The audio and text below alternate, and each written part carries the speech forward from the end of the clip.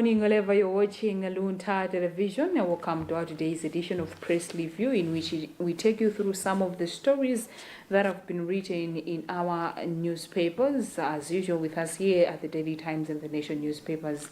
In our today's program, you're with me, Charity Chilanga, and my colleague Tandi Wenzumara. Matsukawa. And that's a morning. If the dudes woman, Tuzoti mudzuka kale kale munali pano umene mali 5 o'clock tili pano koma tafika past 3 sinanga zokonzekera komanso sinanga zotengera ndi kumene mmachokera nanga munthu kuti akakutengeni kunjinji maji tafika uliro nde nthawi yotsuka ndi 12 o'clock pamene pokweti nde mudziwa kale nde akandiona panopa ndikusinza asadabwe angokumvesetsani koma sakaona mukuti imati kukhunyusa kakwete kuti dzukani ndiri khayo kudya kani mapazi kuti nkonera uziraro amene akutionera pano kuti musavutike ndikundidya kaphazi olataona mukundikunyusa atola kati kudya kani yonkhasako chifukwa choti andisadziwa imeyitika kupasi kwa tebuloyi exactly ndine ndingobwezera kuuponani kuti ndikachati kalere kakondisokondisa tu. All right, I'll be taking you through the Nation newspaper. And I'll be taking you through the Daily Times. Shabino. On the front page of the Daily Times, the headline here reads, PAC grills ACB over pension fund hotel deal. For at least 4 hours yesterday afternoon, the Public Accounts Committee, PAC of Parliament, questioned the Anti-Corruption Bureau ACB over its role in scrutinizing the purchase of Amaryllis Hotel in Luntha by the Public Service Pension Trust Fund, PSPTF. The session formed part of PAC's ongoing public inquiry into the controversial hotel acquisition. Zololo kuna chema Parliament. Kuna chema. Nkani yokudza kugulitsidwa kwa Amaryllis Hotel. Yes. Nkani mene it's drawing attention from the public. Oh, definitely. It was live by Parliament of Malawi Facebook. Yes.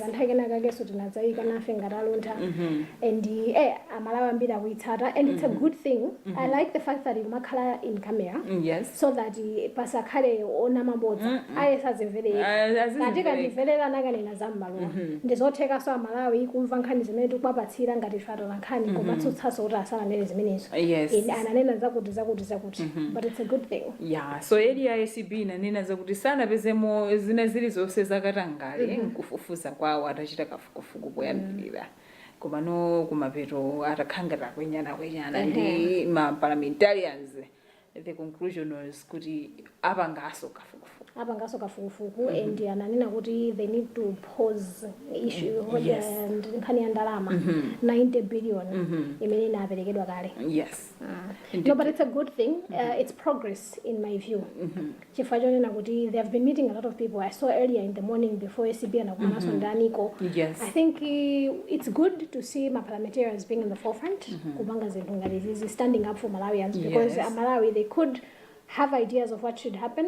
Koma sinanga ife ndantoti mwina ndife just must stand by mangonenera kuti kanitani. So this for me I feel like it sort of creates hope and trust in public authorities of some sort, because that's why parliamentarians are. They are public authorities. Yes.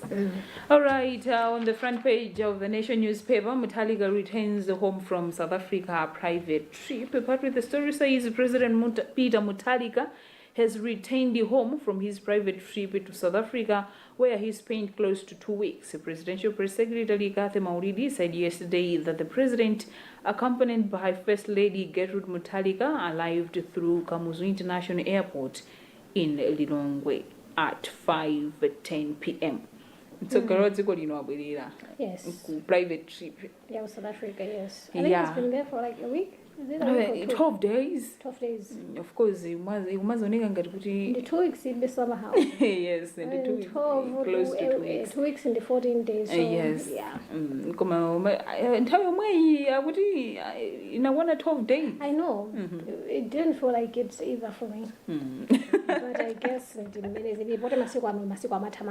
yeah. Still on the front page of the Daily Times, Dzaleka on the brink. That is the headline. Part of this story reads, for over 3 decades, Nduimana Nasoro has walked every corner of Dzaleka refugee camp, watching generations grow, struggle, and hope. established in 1994 to shelter 12,000 people fleeing from the Rwandan genocide, Dzaleka is now home to over 68,000 refugees and asylum seekers from Rwanda, Burundi, the Democratic Republic of Congo, Ethiopia, and Somalia, all crammed onto just 200 hectares. Yeah. Of course, izinthu zomvetsa chisoni. Isinthu zoti kupangidwa kwa the other camp in Chichipa zili pati. Komano kudzalekaku. It's too much. Yes. 68,000 people on 200 hectares of land. And mind you, UNHCR, imene ndi gawo la bungwe la UN, yoona kwambiri za refugees. Funding yake inapangidwa kati.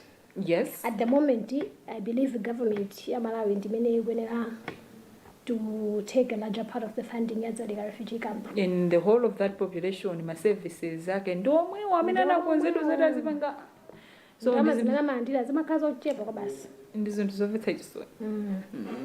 I think china change chichitika mina. Definitely, and I hope kuti, because this is on the front page. I hope this is going to be a wake-up call to government. Yeah. I feel like ipena timakhanga tukugona because in Sinkhani Chilendo, we have always known that the refugee camp is overcrowded. Yes, of course. A lot of people have from the pictures and stuff, even I've been there too. Oh. A couple of years ago, and the time in it was already overcrowded. So ababanga dabuna uti kwa Africa 68,000. 10 minutes and 68,000. And hakubwera be, and apart from good and hakubwera. And so that's a thing. Yes. I had heard during a training, if I'm not wrong, per person in pamwezi 19,000 kwacha. Pamwezi. It means, for example, you have a family.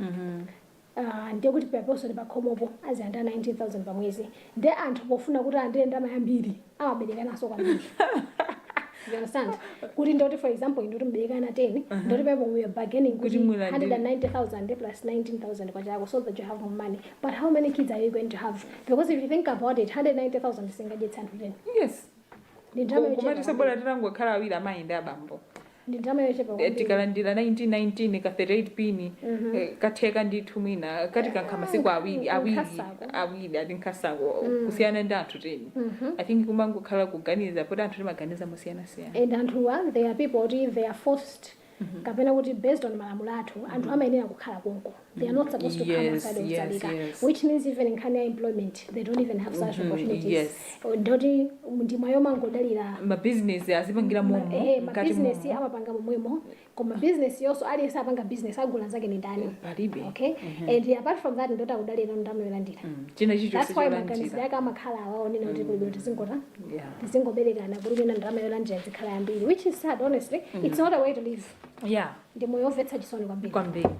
All right, on the third page of the Nation newspaper, farmers face maize fertilizer prices. Irony, Malawi's maize remains the cheapest in southern Africa, averaging 963 kwacha per kilogram, yet the cost of fertilizer keeps rising, now at 33,748.97 kwacha per kg, or 187,448.5 kwacha per 50 kg. A new study has shown the Food Security Monitor report for February, published on Wednesday by Alliance for a Green Revolution in Africa, AGRA, and released Wednesday, projects a further downward spiral on maize prices after harvest due to an average to above average 2026 harvest, particularly for maize. Nkani yachimanga khaleni kama chimanga chathu ndichotsika in the southern Africa, yet mtengo wa fertilizer ndiyokwera. Yes. Yeah. I think it's zachitika mwina because of some government interventions kuti mina kusakhale kwambiri njala, of which there has been that argument kunena zakuti if the cost of my inputs like fertilizer ali odula, chimanga chikuyenera so chigulitsidwe modula, ifika munthu sungalolere zoti wakauda chinthu modula uchigulitse mochipa. That's not business. Yes, which means kuti alimisa sakupindula chino chicho ungolimira anthu ena generally. Bola so mwina nkunena kuti you know what, I'd rather chabuno ndilime ndiye Yeah, rather than kungodzilimira. kudzilimira kuti Kungodzilimira. ndidye ndi banja langa. Yes. Because that is sad also for farmers. That is bad news Yeah. for farmers. And apapa ndi nkhani mwina pali chiopsezo kuti nkhondo yomwe ikuchitika ku Middle East poti mdziko mwathu muno fetereza, yes, amatuluka mwina mitengo ya fetereza Might even go higher. Yes. So So help us God, eh? So help us God. Still on the local stories, another one here, headline reads, Kasagula spends second night in police custody. Part of the story reads, former Malawi Broadcasting Corporation MBC Director General George Kasagula, former Finance Director Jack Kamashare, and Procurement Manager Hastings Manda are expected to appear in court today to answer charges of abuse of office and mismanagement of public funds during their tenures. Malawi Police Service spokesperson Layoshi Mtembo said in an interview yesterday that investigations were still ongoing. The three were arrested in Luntha on Wednesday.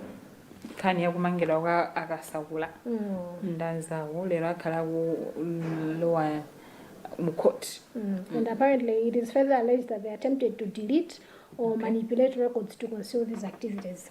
Okay. The Bodalia says innocent until proven guilty. Yes.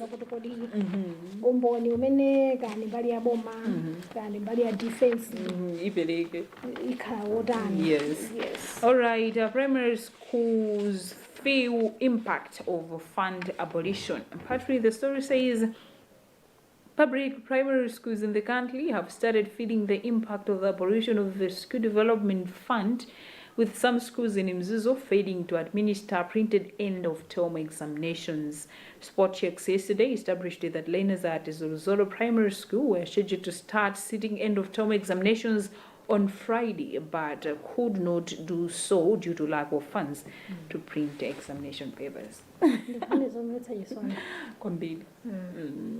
Ndipo menepa kaya Pota timapereka maganizo siyana kuti kapena tikanangosisiyamo mmuja kuti anthu asidziperekera. Yes, kapena zipitirire kuma kapena nanga mwina kumbali ya meso ana azipereka beka nganyase kama yeso of which because it takes away the idea of free education. Yes. Ndinkani yonena kuti I believe kuti before, because free education started on the 1st of January 2026. Yes. Before the 1st of January, or rather even boma la DPP litalo boma, even my education stakeholders, they came forward to say before this commences, before this starts being implemented, there's need for proper funding for the education sector so that this holds. Okay, yes. Free education is possible. Very possible. Boma is committed to bearing the costs. Yes. Every cost. We are not supposed to be hearing stories because the commitment is always there. On paper. They always say, as government, we are committed. Are you doing what you're supposed to do? Because free education, but there's a lot that involves in education. Yes. Materials, like in this case, I don't go bank print my paper. So this is sad. That is very sad. Moving to business. Yes. Do you have any more locals? Okay. I will take one on business. The headline reads, manufacturing to grow by 2.5%. Part of the story reads, Malawi's manufacturing sector is expected to grow by 2.5% this year, up from 1.8% in 2025, according to the Ministry of Finance, Economic Planning and Decentralization. In its 2026 annual economic report, the ministry projects that the sector will expand further to 4.7% in 2027. This is good. Yeah, it is really. At least maybe if we are manufacturing more, it means that we can export more. We can import less. It's because we import. And yet we actually don't need that money within. Yeah. So what in the projection? It's a projection, but I hope I think good projection you and it's a projection. There is that possibility.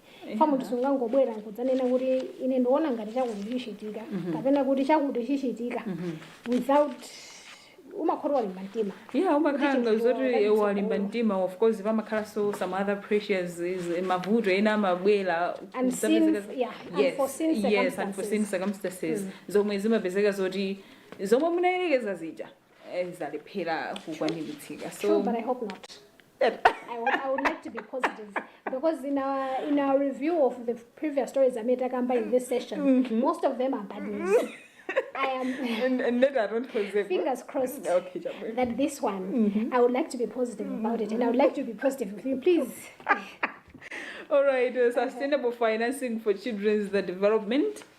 Malawi's proposed 2026-2027 national budget pitched at about 10.98 trillion kwacha arrives at a moment of cautious optimism. In recent months, some developments have offered welcome relief to households and renewed hope for the country's social sectors. Yet, beneath these encouraging signs lies a pressing question. How will Malawi sustain these gains in the long term? I know, I'm kind of funding. Yeah. No, but it's true. And okay, when it comes to development, yeah. So there's a need to start from that level. Yes. And we need to invest more in children. And education, in their rights. There's so much when it comes to children.